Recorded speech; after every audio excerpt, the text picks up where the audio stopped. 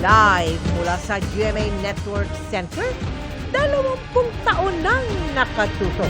24 oras.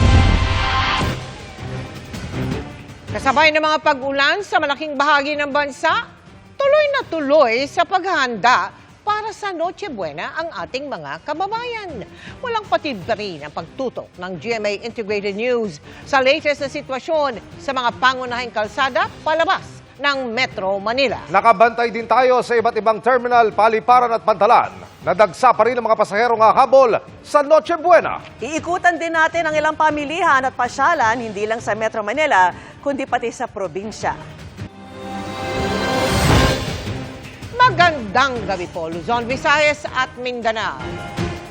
Maulang Pasko ang sumalubong sa mga motorista ang bumabiyahe ngayon, kaya ang mahigpit na paalala, doble ingat, lalo't kabi-kabilang disgrasyang naitala sa bispiras ng Pasko. Sa NLEX, mahigit 30 ang nasugatan sa pagtaob ng isang minibus na nawalan umano ng kontrol sa gitna ng biyahe. Nawalan din ng preno ang sinasakyan ng 7 magkakaanak sa South Cotabato na kanilang ikinasawi. At mula sa NLEX Balintawak, nakatutok live si Jonathan Andar. Jonathan. Mel, Emil, Vicky, doon sa 31 na sugatan, isa po yung kritikal, isang lola yung kritikal na nasa ICU ngayon ng JBL Hospital ayon sa San Fernando Police. At nakiusap yung pulisya na baka pwede nating pangalanan yung lola na kritikal dahil hanggang ngayon hindi pa rin daw nila nakokontak yung mga kaanak nito. Siya po ay si Teresita Garcia Chung. Bukod sa mga matatanda, marami rin pong mga bata na biktima ng aksidente kanina at ang pinakabata sa kanila ay 10 buwang gulang na sanggol.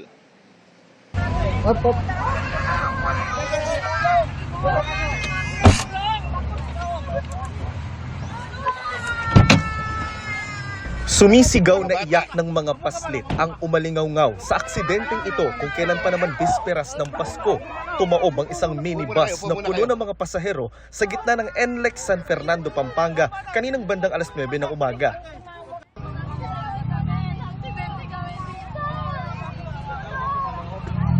Ano pa, bossing?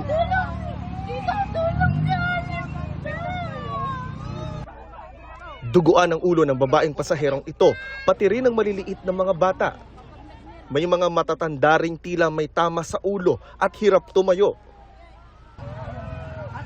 Ate, huwag kang gagalaw. Kulang kayo.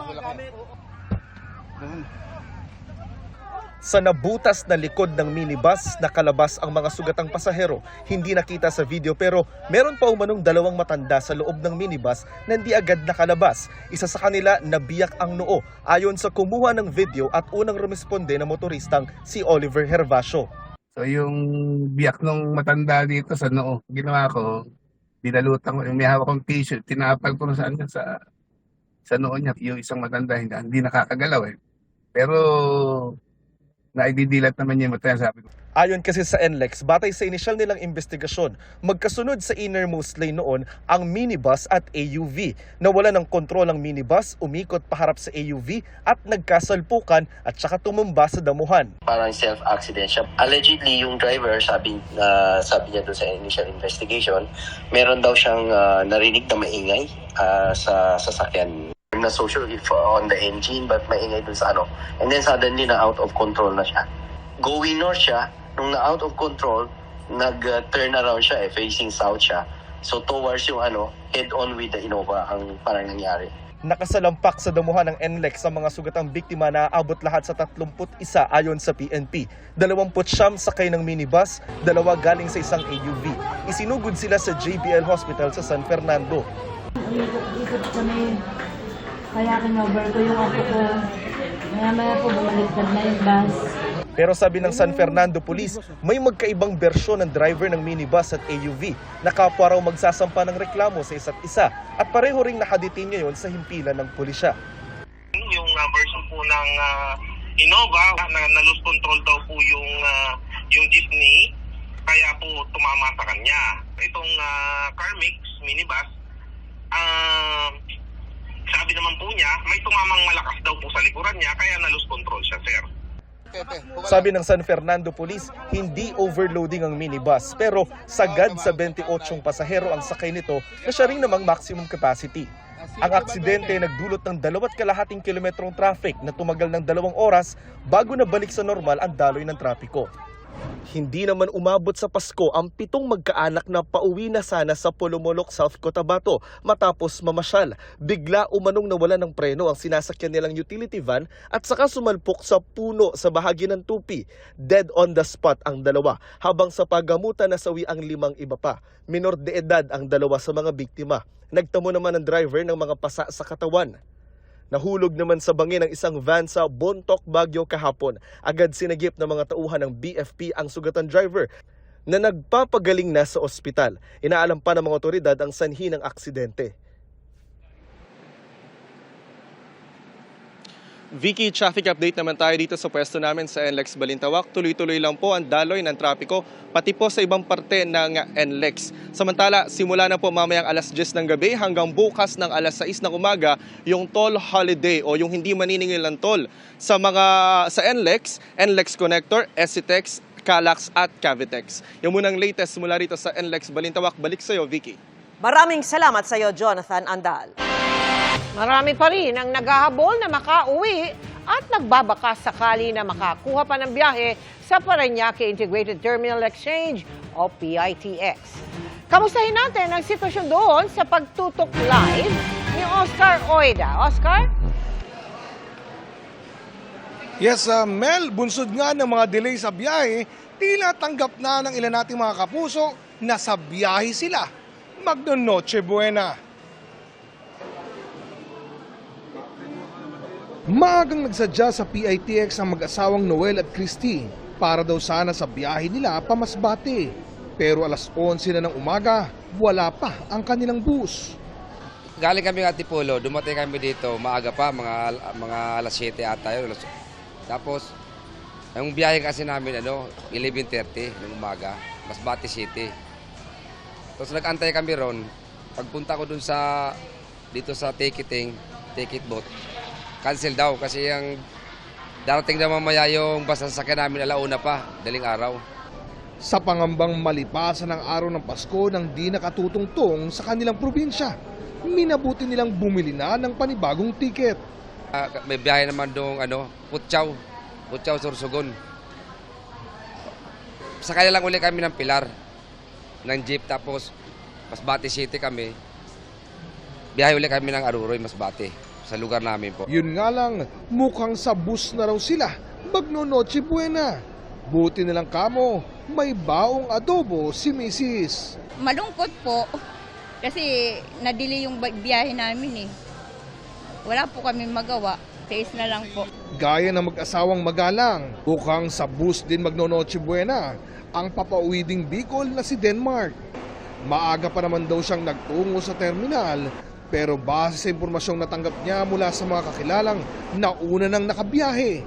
Napaka-kuhan talaga ng Bicol, napaka-traffic daw kasi baka abutin po ng isa.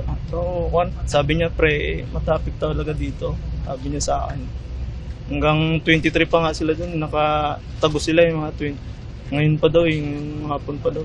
Yung hapon na sila nakarating doon. Ganun pa man ang maging kapalaran, ang mahalaga raw, dadating sila doon sa araw ng Pasko. Kung tutuusin, di naman naging pahirapan ang pagkuha ng masasakyan ngayong araw. Hindi na nga gaanong pang-blockbuster ang mga pila sa mga ticket booth. Bukod sa mga idinagdag na biyahe, marami din umanong pasahero ang nagkansela ng kanilang mga tiket. Nabawasan na rin ang bilang ng mga pasahero. Kung kahapon, pasado tanghali, umabot na sa 104,000 ang bilang ng pasahero, kanina, alauna na, nasa mahigit 86,000 pa lang ang bilang. Pero marami pa rin umano yan, dahilan para patuloy na naging mahigpit ang pagbabantay sa seguridad sa terminal. Bukas, hindi na raw masyado inaasahan ng pamunuan ng PITX ang ganun kadaming mga pasahero. Posible daw muling dumagsa ang mga pasahero pagkatapos na ng bagong taon. Mel? Maraming salamat sa iyo, Oscar Oida. At sabay sa pagdagsa ng mga pasahero ang pagbahari ng emosyon sa NAIA. Kung may mga masayang reunion ng mga OFW at balikbayan, meron ding balot ng lungkot na di makakasama ang pamilya sa Pasko. Ang sitwasyon doon, tinutukan live ni JP Soriano. JP. Vicky, kumpara sa mga regular na araw, medyo nakakapanibago yung itsura ng NAIA Terminal 3 ngayon dahil halos wala ng paserong dumarating at umaalis. Pero gaya ng iyong nabanggit, buong araw natin nasaksihan ang masayang pagbabalik-bayan ng ilang OFWs at malungkot na paglisan ng ilang nating kababayan ngayong Christmas Eve.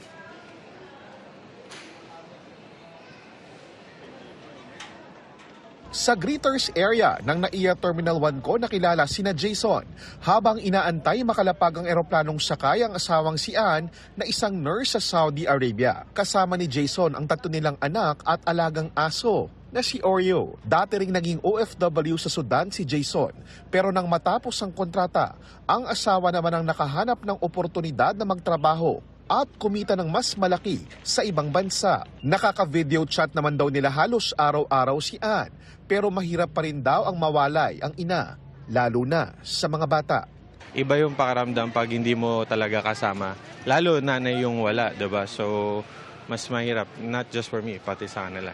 Kaya ang minsan ng pag-uwi ng ina, pambihirang pagkakataon, lalo na at magse-celebrate din ng 18th birthday ang kanilang panganay.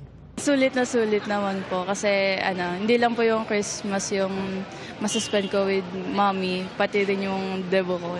Maya-maya pa, natanaw na nila si Ann.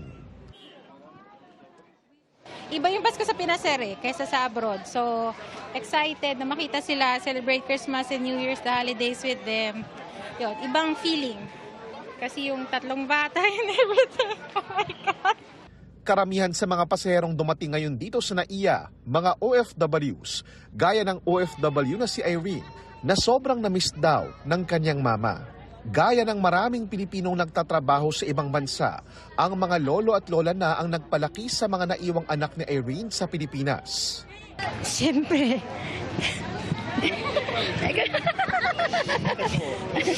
Lumaki yung mga anak niya sa akin. Ako ang nag-alaga. Hindi ko naalagaan. Kaya natutuwa din ako dahil umuwi na nagbakasyon. Kaya lang hindi naman magtatagal. Mahirap mag-OFW.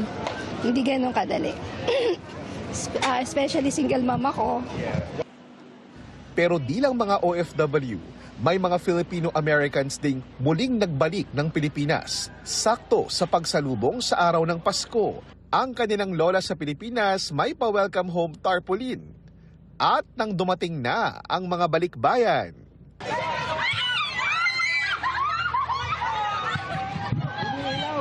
Sa sobrang saya makabalik ng Pilipinas, si ate napasayaw pa.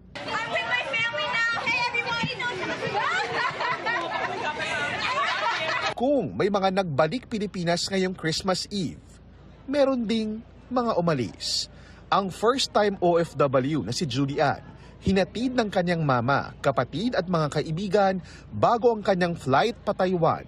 Sa unang pagkakataon, hindi makakasama ni Julian ang pamilya at mga kaibigang buong buhay niyang nakapiling tuwing Pasko. Mamimiss ko yung mga moments dito. Marami po akong hindi masusubaybayan na moments nila. So, yun po, malungkot po. Pero kaya po, bilang OFW. Para pinupulit yung puso po. Yes, sir. Ang hirap po eh. Talagang kailangan lang po eh. Mamimiss ko po yung anak ko. First time yung umalis po kasi. Hindi ako sanay. Sabi ko sana 26 na. Mag-ingat nga siya doon kasi wala na si mama. Wala magluluto ng ano niya.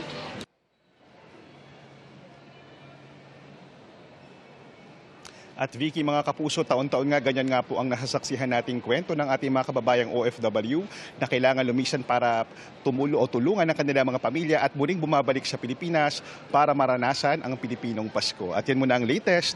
Balik muna sa iyo, Vicky. Maraming salamat sa iyo, JP Soriano. Napaaga ang penitensya ng ilang pasaherong naghihintay pa rin ng masasakyan sa Batangas Port. Ang tanong, aabot kaya sila sa Pasko?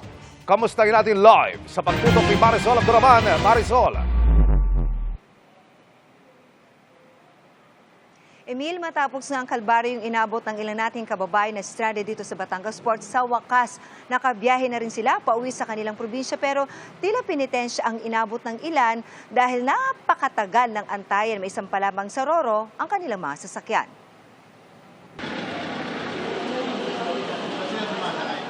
Ganito na ang sitwasyon ngayon sa loob ng passenger terminal sa Batangas Port. Malayo sa sitwasyon kahapon kung saan siksikan ang mga pasahero. Sir Erwin na kahapon pa stranded, kanila lang daw nakapasok sa terminal. Last year, wala namang ganito nangyari. This year lang. Na after 10 years ko na, before ulit na makabalik, ganito pa yung experience ko. Kaya medyo, sa akin na nakaka-disappoint. Pero the port is very nice talaga. Kaso kahapon, puno talaga. So wala kami place dyan kagabi. Matapos ang 24 oras, makakabiyahe na rin siya sa wakas papuntang Roxas, Mindoro. Thank God pa rin na makakaabot pa rin dun sa handaan. Masaya rin ang iba pang pasahero na pasakay na kanina. Boarding na kayo, no? So, kumusta? Ano naman po? Exciting. Si Cheryl naman, magkahalong lungkot at saya raw ang nararamdaman. Bakit po malungkot? Kasi po meron po kaming patay. Namatayan kayo. Opo. Kahit pa paano masaya pa rin? Opo. Bakit po? Yun nga po. Kasi may biyahe. Pero hindi lang ang mga paalis ang masaya. Ang magkapatid na ito masayang dumating kanina sa Batangas Port para sa kanilang reunion sa Lipa. Dadalwa lang po kami magkakapatid, kaya lang doon pinagkaisahan namin dalawa na sama-sama. As of 2 p.m., umabot sa mahigit 10,000 ang bilang ng mga pasahero na katawid na dito sa Pantalan. Kagabi ay nagsara tayo sa 20,000. Pero ang mga nakapila na may dalang sasakyan, kalbaryo ang inabot. Si Michael Hernandez, na alas 2 pa ng hapon ng linggo nakapila, inabutan pa namin dakong alas 11 kagabi. Puyat po bang pagod? Si Jose Espera, na 16 na oras ng nakapila, tinitipid na ang baong biskwit. Gutom, walang kain. Siyempre, kapag iniwan mo yung sasakyan mo, onahan ka naman na iba. Taon-taon naman daw sila umuwi pero ngayon lang daw nila naranasan ang ganitong kalbaryo. Pasado 1:00 ng hapon, ganito pa rin ang sitwasyon. Hindi ito parking lots, kundi yan ang pila ng mga sasakyan na papasok sa Batangas Port. Inaasahan naman daw ng pamunuan ng Batangas Port na dadagsa talaga ang mga pasahero ngayong Pasko pero hindi raw nila sukat akilain na ganito karami ang magdadala ng mga pribadong sasakyan. First time din namin sa tagal. Ang dami nila, ma'am. Para sabi ko nga, ang daming pera ng ating mga kababayan yun. Kasi dati kumunti, nagtaas ng pamasahe ang definitely, nagkulang. Dahil sa volume naman na gano'n na dumating, nagkulang ngayon ang barko.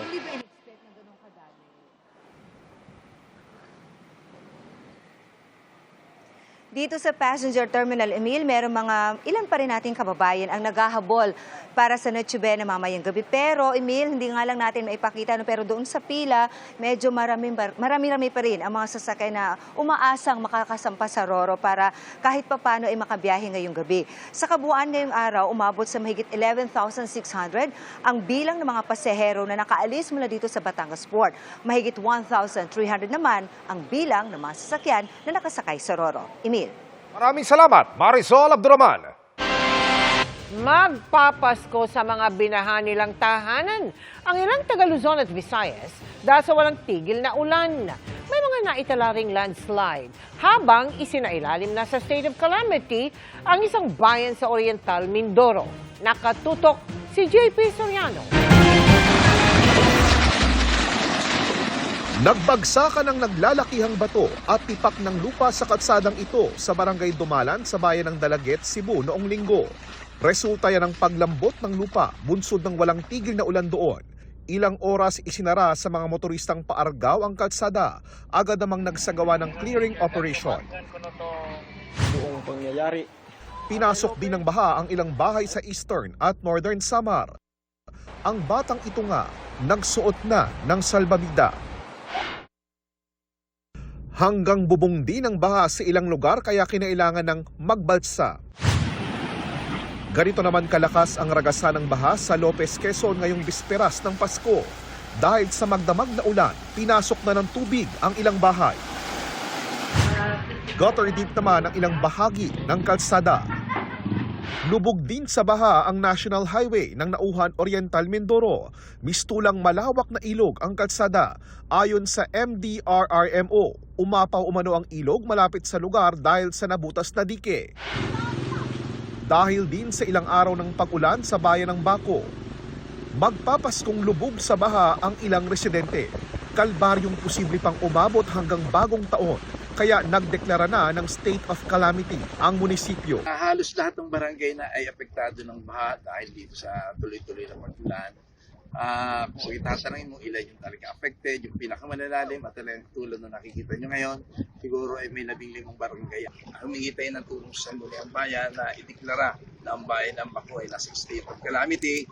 Agad namang nagpamahagi ng ayuda ang lokal na pamahalaan at DSWD. Ang mga rescuer namang ito mula Red Cross, buwis buhay na sumuong sa rumaragasang baha na halos abot bubong na. Ang mga residenteng na-trap sa kanilang bubong, gumamit na ng flashlight para humingi ng tulong. Pami-pamilya rin ang sinagip ng Philippine Coast Guard sa ilang barangay sa Puerto Princesa City, Palawan dahil sa mataas na baha. Landslide naman ang pumerwisyo sa bayan ng Natonin sa Mountain Province na nagdulot ng power interruption sa ilang lugar dahil sa tumumbang puno na tumama sa linya ng kuryente. Para sa GMA Integrated News, JP Soriano, nakatutok 24 oras.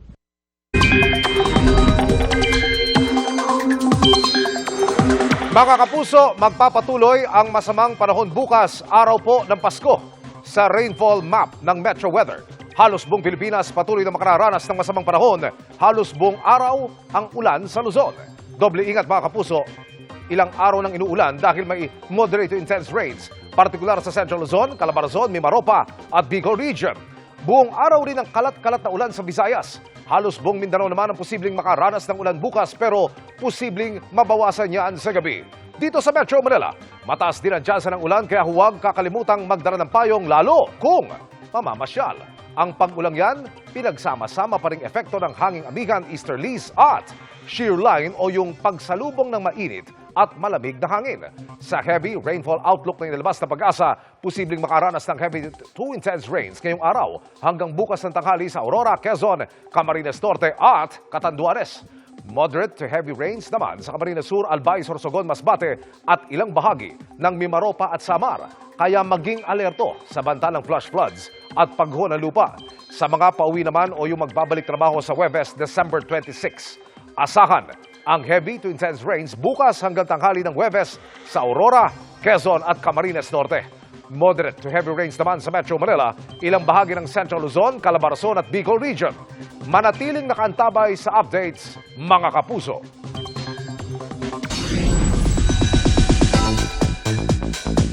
At ang makakasama natin sa chikahan ngayong Christmas Eve, si Sparkle Star at UH Morning Sunshine, Shaira Diaz. Shaira! Thank you, Miss Vicky! And good evening, mga kapuso! Nako, sa huling Biyernes ng 2024, kakaibang pasabog ang di dapat palagpasin sa biggest family drama ng taon.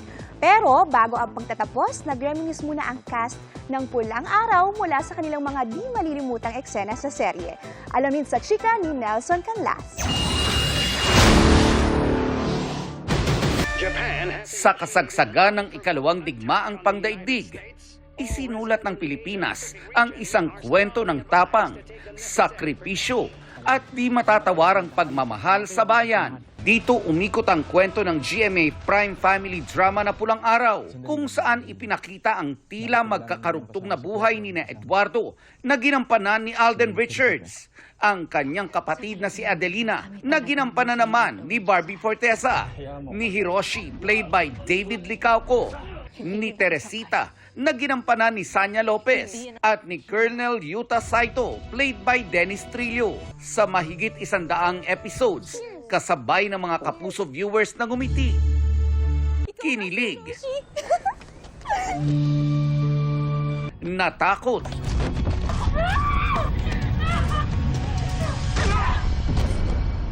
at lumuha ang ating mga bida. Hindi magbabago. Si Alden at si David, hindi raw malilimutan ang mga eksenang sumubok sa kanilang galing bilang mga artista. Yung breakdown scene ni Eduardo when he learned about Teresita being kidnapped by the Japanese, parang yun yung isa sa mga pinaka-challenging scenes ko dito. Yung scene ko early on with Alden, kasi I think for me that was the most challenging scene ever for me. Kasi maraming roller coaster of emotions na I had to do, and surprisingly I was able to do it. Para naman kina Sanya at Barbie, hindi raw nila malilimutan ang hindi na mabilang na dami ng pag-iyak nila sa serye. Iba-iba kasi, naikwento ko nga kahit kay Adelina, yung una namin confrontation, meron rin kami nung naghiwalay din kami ni Adelina, marami sa Boda Bill, yung comfort women na mga eksena, marami, yung kayuta. Masayang-masaya kaming lahat kasi bukod sa may nabuo kaming napaka-importanting proyekto, nakabuo kami ng napakagandang pamilya sa loob ng proyektong ito. At cliché man sabihin, pero sama-sama kami sa hirap at pagod. Ang pagod ng isa, pagod ng lahat. Ang pawis ng isa, pawis ng lahat. Hindi rin malilimot ni Dennis ang kanyang unang beses na gumanap bilang isang major villain na mas pinahirap pa dahil kinailangan nilang mag-aral ng makalumang Nihongo. Masaya yung pakiramdam dahil nakagawa kami ng isang proyekto na hindi ka lang may entertain, matututo ka pa, malalaman mo kung ano yung history ng pagkatao mo ng pagiging Pilipino. Mahirap man, nailahad ng Pulang Araw ang mga mahahalagang kwento ng mga taong hindi man natin batid ang pangalan. Dapat bigyang pugay. At sa pagtatapos nito ngayong Biyernes, iniiwan ng Pulang Araw ang isang paalala, kapalit ng luha at dugong dumana. Patuloy na mag-aalab ang kalayaan hanggang sa huling hininga. Nelson Canlas, updated sa Showbiz Happening.